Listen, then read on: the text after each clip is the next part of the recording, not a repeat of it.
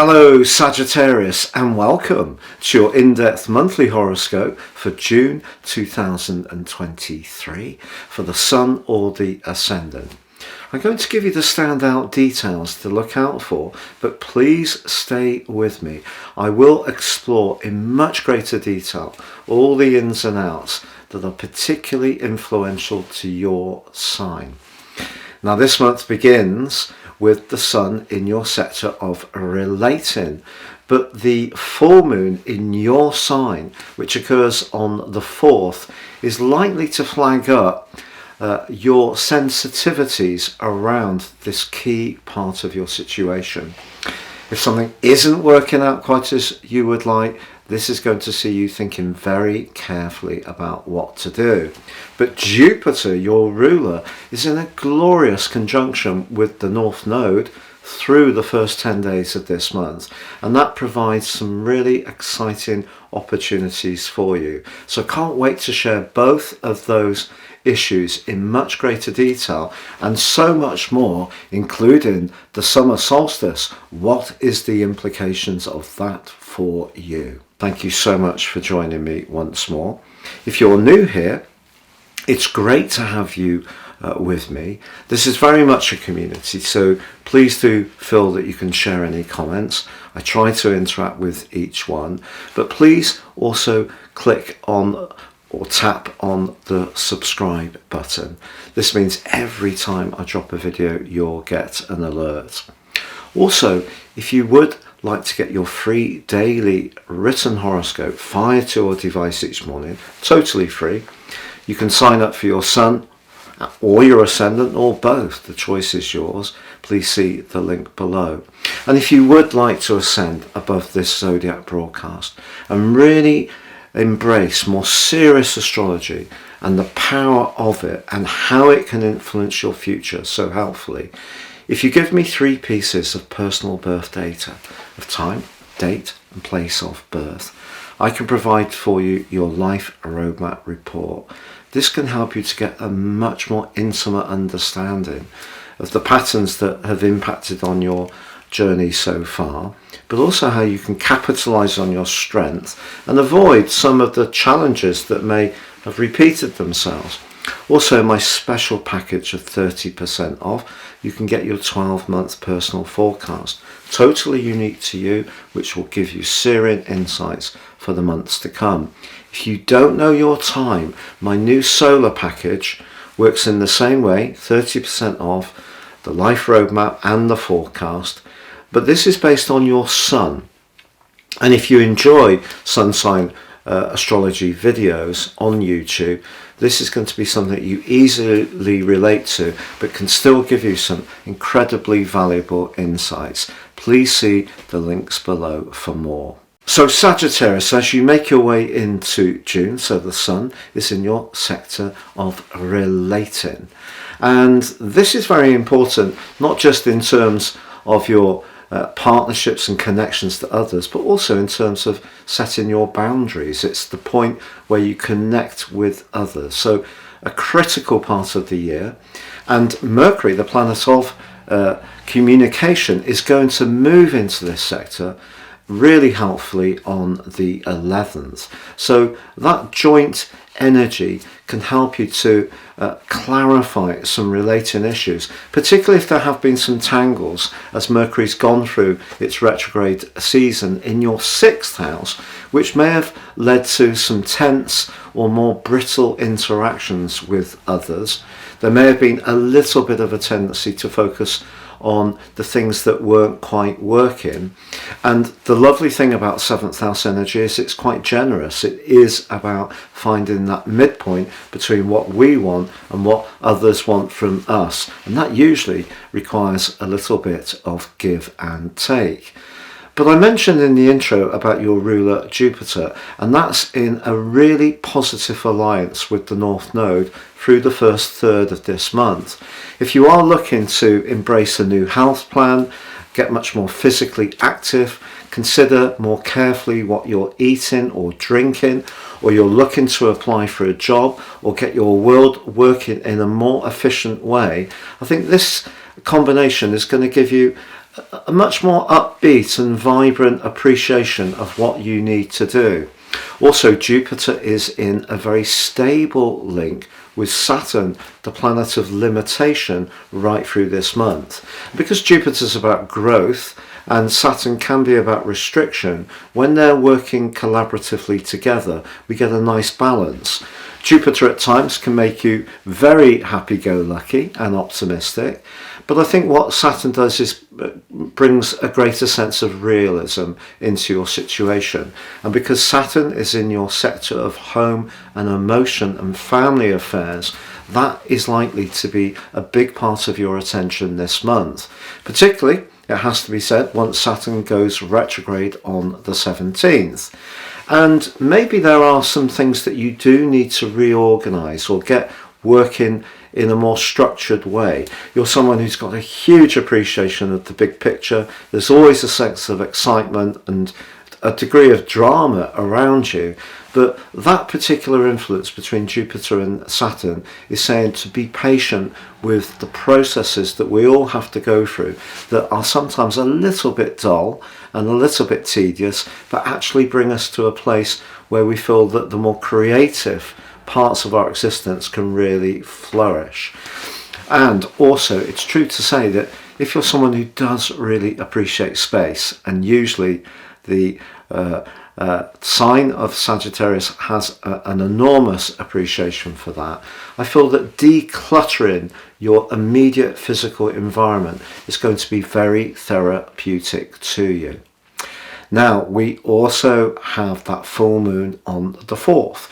So if there is a relationship situation that isn't working so well, I think it may be because you feel that a partner or a friend or a colleague is not pitching in and being quite as fair-minded and quite as conscientious as perhaps you've been, and that could see you wanting to push back a little bit. And as I mentioned before, this is a good time to assert your boundaries. However, equally, if some type of relationship isn't working at all, I think what Saturn and to a degree Neptune are asking you to do is to understand the emotional impact of your relationships. However, on the 5th, Venus moves into your sister fire sign of Leo, and she's going to be there through to the 9th of October. So this is a really extended transition. Usually she spends 28 days in each sign. This time, due to a 44-day retrograde, she's going to spend 4 months here. But the sign of Leo shares your fire tropicity, so it's very dramatic and it's very much about higher truth. So again, it's asking you to think about the validity and sincerity of certain involvements. Now, waiting for Venus is the dramatic Mars, also in Leo. And this suggests that if you are wanting to embrace that Jupiter North Node combination to take a little more care of yourself, one of the ways you could go about it will be being more robustly active. A lot of us spend a lot of time in front of screens and monitors these days. And if you can get out in the great outside, it will be something that you'll really appreciate. And also you may find through to the start of October that you're going to be moving around a lot more, and that's something that you're going to really appreciate and enjoy. Now, as I mentioned before, Mercury moves into your sector of relating on the 11th. If it has been difficult to hear other people's viewpoints, it will get easier from here on in, but Pluto on the same day inverses back in its retrograde into the part of your situation to do with resources. And I should tell you that before and after Venus moves into the sign of Leo, it is broadly in an opposition with Pluto at the start of this month. It's possible in a romantic context that money or sexual charisma are going to be important ingredients to make you feel satisfied that a relationship is working well. So in other words, if you feel your values are shared by someone you're interested in, or they're respectful of your resources or understand how hard you work, that's going to win them a lot of brownie points. But equally, someone could be drawn towards you in a newer and fresher way who really makes your pulse race, and it could be much rawer in terms of the sexual magnetism. and you just need to decipher whether this person would be really good for you or not. Because once Pluto rewinds, it's rewinding into your sector of everyday resources, and since 2008 that's probably been an area, and your self-worth and money, that's probably been under quite a lot of change or pressure. It doesn't mean to say that that pressure is going to commence again, but what I feel it does suggest is all the lessons you've learned, you have an opportunity now to invest those lessons, but in a more positive way. Now, at the heart of this month, as I mentioned, Saturn does go into a retrograde in your 4th house. If you are wanting to move home or change some part of the emotional component of your situation, patience, application, and a steady approach are going to be important. Things might not go quite at the pace you would like, but the new moon on the 18th is in your sector of relationships.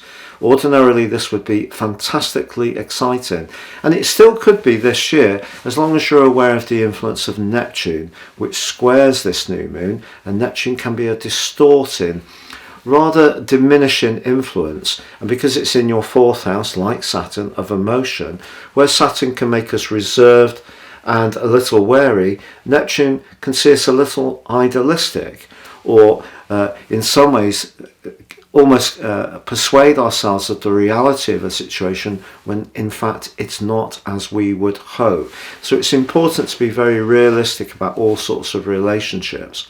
However, on the 21st we have that summer solstice, and for you the sun makes its way into house 8, very much to do with transformations. And if you remember, Venus was in this sector early in the month, so that intensity that Venus was generating can develop once more. But this particular cardinal quadrant is also linking in a quincunx with Pluto. So when it comes to how we look at this, I think we need to keep it fairly simple and consider Pluto, because it's right on the cusp of Aquarius, as still being house 3, interaction with house 8, which is where we're most invested, and it can be about our long-term financial affairs. So it's saying to you that communication is going to be critical over the next 13 weeks. On the 28th, however, Mercury makes its way into the sign of Cancer to join up with the Sun, and this is actually very helpful because Mercury in the 7th house is great for listening and interacting and sharing ideas, but also it can see certain superficialities being exchanged.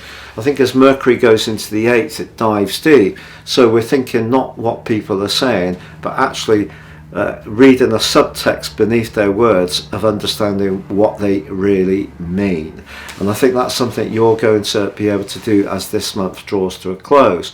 But if you are travelling right at the end of this month, it could prove to be enormously exciting because of Venus and Mars being very close together in your sister fire sign of Leo. It could turn out to be a very dramatic experience, one that will really bless your senses, or could see a hot clinch when it comes to your love life. However, if you're in a relationship which isn't working so well, the converse can be true. It could be that Venus and Mars together in the 9th house is going to give you the determination to seek your higher truth, and if you're not getting the information or confirmation back you really want, perhaps because of Neptune's dreamy drifting influence on that new moon, could give you the desire to break free and embrace that side of you that is much more adventurous and independent.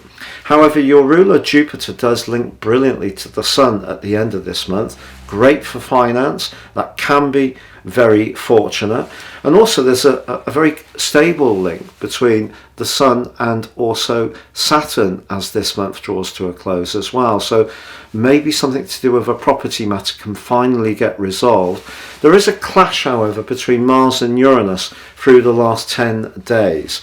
So that part of you that does like to be a free spirit may be conflicted in some way by another set of demands, which could be to do with obligations that you find dull, limiting, and really stop you from being the free spirited side of your nature you would like. So maybe it's going to be some inner turbulence at the end of the month, or maybe you are going to have to assert your need to do what you want and be that much more fluid and more mutable person that you are. It's been a real pleasure being with you, Sagittarius. Wishing you all the best for June. Thank you so much for joining me. Please like, comment or subscribe.